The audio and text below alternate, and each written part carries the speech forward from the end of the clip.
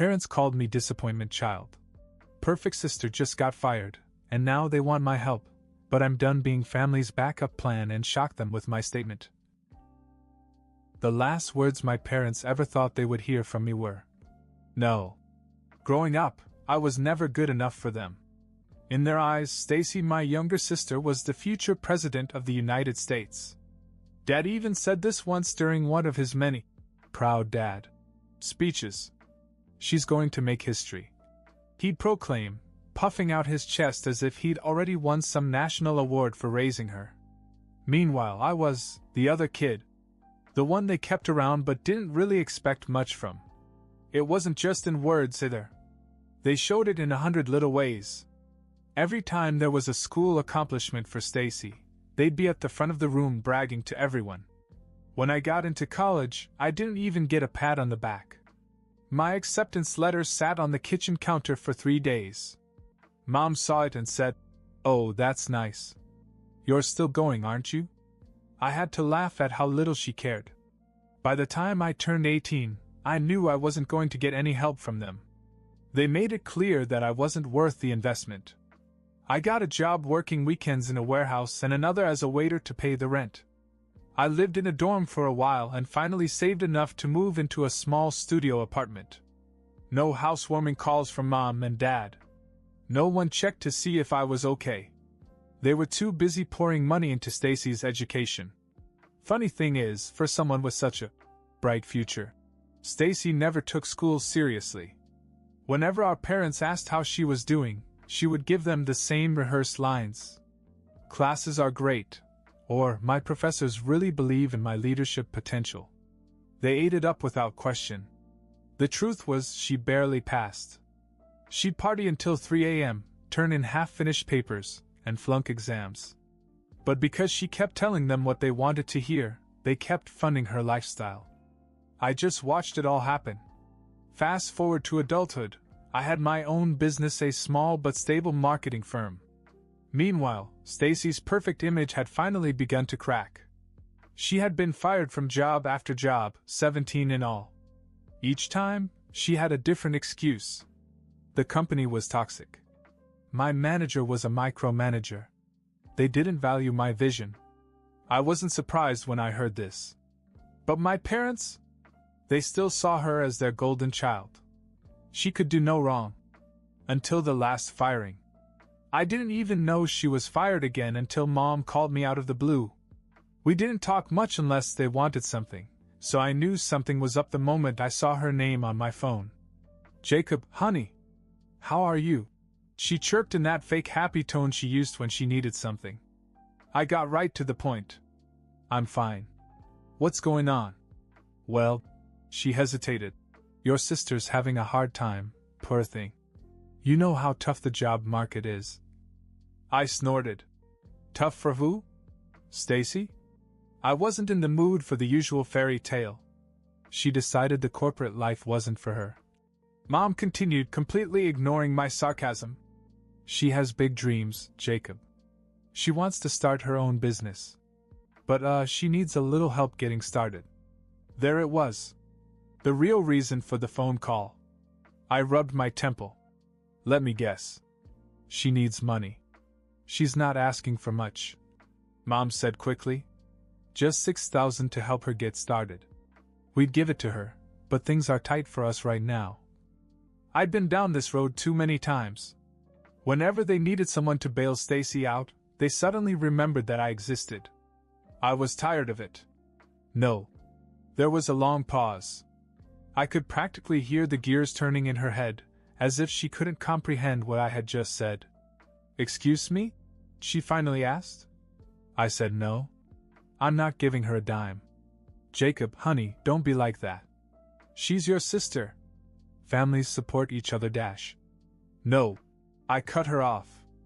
Families also don't treat one of their kids like a backup plan every time the favorite kid screws up. I'm done being that guy. Find someone else to be the hero. For a moment there was nothing but stunned silence from her. I could feel the weight of years of resentment bubbling under the surface, ready to burst. She wasn't ready for this version of me. She'd never had to face it before. But I was tired of being ignored until I was useful. Mom started to stammer something about how Stacy was just going through a phase, and that I needed to understand, but I wasn't listening. I ended the call and threw my phone on the couch. They were going to have to figure this out without me. And that's how things reached a breaking point. But believe me, that was just the beginning. A few days after that call, I thought the drama was over. I expected a few angry texts from Mom or maybe some guilt from Dad, but things were quiet. Too quiet. For once, I actually believed that maybe, just maybe, they would finally leave me alone. Then Stacy showed up at my apartment. I wasn't expecting her. I heard the knock, opened the door, and there she was, standing there like she owned the place. She was wearing a designer jacket and sunglasses and holding a Starbucks cup like a prop. Same old Stacy. Always pretending her life was perfect, even as it crumbled around her. "Hey, big brother," she said with a forced smile. I crossed my arms. "What are you doing here?" "Oh, come on. Can't a sister visit her favorite sibling?" "Cut the crap. Mom called you, didn't she?" She sighed and dropped the act. "Fine. Yeah, she did. Look, I know things have been rocky between us. But I really need your help this time, Jake. Stop calling me Jake. And no. Wow. No hesitation?" She laughed bitterly. "Okay, I get it. You're mad. I know you think I'm getting special treatment, but it's not my fault. I didn't ask for any of this. You didn't say no either." I shot back. "You let them coddle you your whole life, and now you're here begging for more. You don't get to play the victim." She looked genuinely hurt for a second, which threw me off. I wasn't used to seeing her vulnerable. "I'm not here to beg," she said softly. "I came because I don't have anyone else to turn to." I didn't immediately respond. There was something wrong with her tone. I had to admit, this wasn't like her usual games. She wasn't throwing a tantrum or demanding money like she used to. "I'm serious, Jacob. I lost my job because I stole," she finally confessed. My stomach dropped. "What?" "I embezzled money from my last company," she said, her voice cracking. "They wanted to press charges, but Dad paid them off to keep it quiet. That's why they're broke now. It's also why I can't get hired anywhere else. They blacklisted me in the industry." It hit me like a ton of bricks. I had no idea it was that bad. All those firings weren't just because she was a bad employee. She had crossed a line that I never thought she would cross. And Dad, who always preached about integrity and hard work, had been covering for her all along. "You've got to be kidding me," I muttered. "I wish I was," she said, her voice shaking. "I thought I could charm my way out of this, like I always do, but they didn't buy it. Now I'm stuck. I need help, Jacob. Not just money. I need advice." This was unexpected. Stacy had never asked anyone for advice, especially not me. She'd always acted like she was better than the rest of us. For a moment, I didn't know what to say. The petty part of me wanted to slam the door in her face. But another part, the one that still had a shred of empathy, wanted to know more. "Advice on what?" I asked cautiously. She hesitated, then stepped inside. "On how to rebuild everything. I've hit rock bottom. You've been there, haven't you? You started from nothing. I need to know how you did it." I couldn't believe what I was hearing. Stacy, the golden child, was admitting that she envied me. The same sister who used to laugh at my mediocre lifestyle now wanted to learn from me. "Look," I said after a moment, "if you're serious about changing, I'll give you advice. But don't expect me to bail you out of this mess." "I'm not asking for a bailout," she insisted. "I have to earn it this time." That was the most unexpected thing of all. For the first time in her life, Stacy was admitting that she needed to grow up. But it didn't end there. There were more surprises to come, some of which would change our family dynamic forever. I told Stacy I would hear her out, but I wasn't going to make it easy. She wanted advice? Fine. But I wasn't going to sugarcoat it. "All right," I said. First step, you're going to have to get a job. Any job. You're not above working in a coffee shop or waiting tables. She scoffed immediately. Come on, Jacob. I'm not flipping burgers. There it is, I muttered. You say you're serious about changing, but you're still stuck in your entitled mindset. That's why no one takes you seriously. She shifted uncomfortably. I could tell my words were starting to get under her skin. Good. Someone had to give her a reality check, and it certainly wasn't going to be Mom and Dad. Fine, she finally said. I'll get a job. But what's next? That's step 1. You prove you can handle it, and then we'll talk about step 2, I replied. Oh, and you're not living off our parents anymore. You're on your own from now on. Her eyes widened. Wait, what? I thought maybe I could stay here for a while, just until I get back on my feet. I laughed. Absolutely not. I've worked too hard to build this life, and I'm not going to let you freeload your way through it. You have your own lessons to learn. She looked at me, but didn't argue. That was a first. I wasn't sure if she was really trying or just desperate. Either way, I wasn't going to let her off the hook. The conversation ended there, and she left. I didn't expect much to come of it. I figured she'd be offended and crawl back to our parents. But then a strange thing happened. 2 weeks later, she called me back. Hey, she said, sounding more exhausted than I'd ever heard her. I got a job. I was honestly shocked. You're serious? Yeah. It's nothing glamorous, just working the front desk at a gym, but I show up every day. Well, I'll be damned, I said. I didn't think you'd actually go through with it. Neither did I, she admitted. But it feels kind of good. I don't know how to explain it. Welcome to the real world, I said with a smile. It was strange. For once, she sounded grounded, as if all the layers of arrogance had been stripped away. She even started asking me practical questions: how to budget her paychecks, what kind of apartment she could afford, things like that. I gave her honest answers and advice, but I still kept my guard up. Stacy had a habit of falling back into old patterns. I had to see this through before I could trust that she had really changed. But then came the next unexpected twist. 3 days later, I received another call, this time not from Stacy, but from my mother. I debated whether or not to answer. I could already imagine the guilt trip she had in store for me. But curiosity got the better of me. Hello? Jacob, she said in a shaky voice. You need to come over. It's your father. My heart stopped. What about him? He collapsed at home. He's in the hospital. They say it might be his heart. It was as if the world had fallen out from under my feet. In spite of everything, the years of being treated like I didn't matter, I couldn't pretend I didn't care. This wasn't the kind of news I could ignore. I'll be there soon, I said and hung up. For the first time in years, I was going back to my parents' house. And I had no idea what kind of storm was waiting for me when I got there. The drive to the hospital felt like a blur. My mind raced through memories of my father.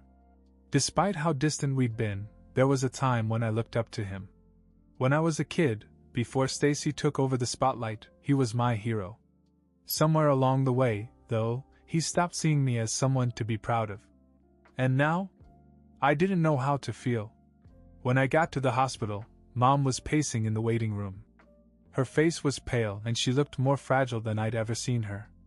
Stacy was sitting quietly in a chair, her phone untouched in her lap, which was strange. Usually she'd be scrolling through Instagram or texting someone, but now she looked lost. Jacob! Mom rushed over and hugged me tightly. Thank God you're here. How is he? I asked. They're still running tests, she said, her voice shaking. They think it was a heart attack. I nodded and looked at Stacy. She met my eyes, but said nothing. It was a strange moment of shared understanding, as if our usual sibling rivalry had been temporarily suspended. We sat there in silence for a while, the only sounds coming from the faint beeping of the hospital monitors down the hall. Finally, a doctor came out and gave us the news. Dad had suffered a small heart attack, but they caught it early. He was stable now and would have to make major lifestyle changes, but he'd survive. Relief washed over me like a wave. As much as I resented the man, I didn't want him dead. They allowed us to see him one at a time. Mom went in first. Stacy and I sat awkwardly outside his room. She finally broke the silence. "Hey," she said quietly. "I know we had our differences, but thanks for coming." "Of course I came," I said, still a little reluctant. "I wasn't sure you would," she admitted.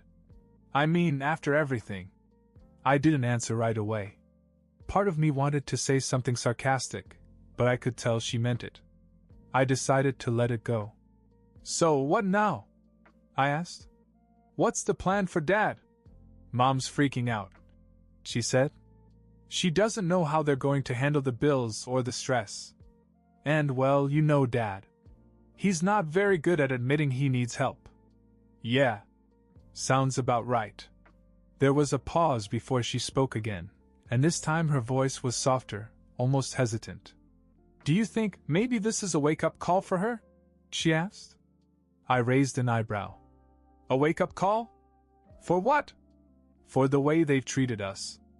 Especially you." That caught me off guard. Stacy had never admitted how unfair things had been between us. Hearing her say it now was like hearing someone admit to a secret you thought they'd take to their grave. "Maybe," I said carefully. "But I'm not holding my breath." We sat in silence for a few more minutes until it was my turn to see Dad. When I walked into his room, he looked smaller somehow. The sight of him hooked up to machines, his face pale and tired, hit me harder than I expected. "Jacob," he said, his voice hoarse but steady. "Hey, Dad," I said, coming closer. "You scared us." He chuckled weakly. "Yeah. I guess I did." We both went quiet. It was as if either of us knew how to start this conversation. There was so much baggage between us, and here we were father and son, forced to confront each other at the most vulnerable moment of his life. "Listen," he finally said. "I know. I haven't always been the father you needed." I blinked, caught off guard. "What do you mean?" "I mean I should have been there for you more," he said. "I was too focused on Stacy's future. I thought I was doing what was best for the family, but I see now that I hurt you.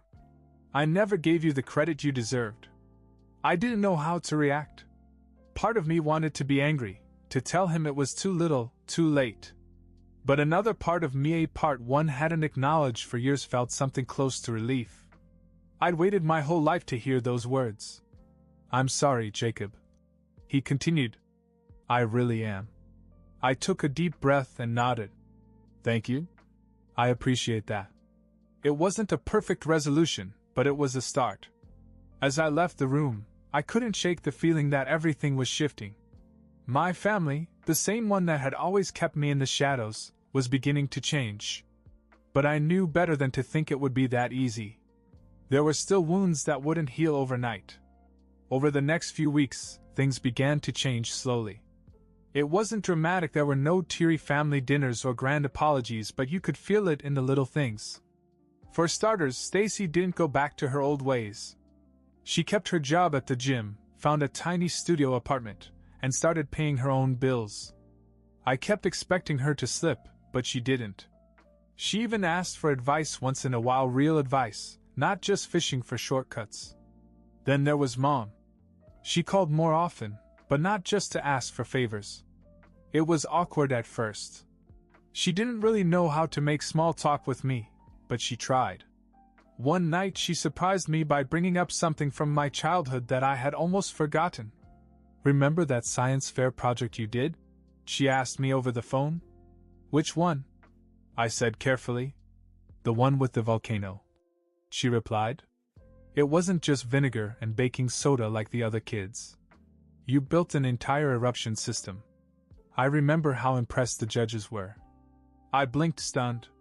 "You actually remember that?" "Of course I do. I was so proud of you," she said softly. "I'm sorry I didn't tell you then. I should have." It was a simple moment, but it hit me harder than I expected. Maybe it was guilt, maybe it was reflection after Dad's health scare, but for the first time she acknowledged all the little things they had missed. Dad was different too. He was taking his recovery seriously, exercising, eating better, and, surprisingly, reaching out to me. We started meeting for coffee occasionally, which felt strange at first. He'd ask about my business and really listen. During one of those meetings, he said something that surprised me. "You know, Jacob, I used to think that being great meant having a flashy title or making headlines. But now I see that being a good man, the kind of man who works hard, takes care of himself, and helps others is greatness, too." For once, I didn't have to force a polite smile. "Thanks, Dad," I said. It was as if all the resentment and bitterness I'd been carrying around for years was starting to dissipate. It wasn't gone, but it didn't weigh me down as much. Even Stacy surprised me again. One night she invited me over to her house. It wasn't anything fancy, just a small, slightly messy apartment, but it was hers. She cooked dinner, which was edible, at least. After we ate, she handed me an envelope. "What's this?" I asked. "Your $6,000. She said. "I don't need it anymore. I saved it and wanted to pay you back." I stared at the envelope. "You didn't take any money from me." She shrugged. "Consider it symbolic.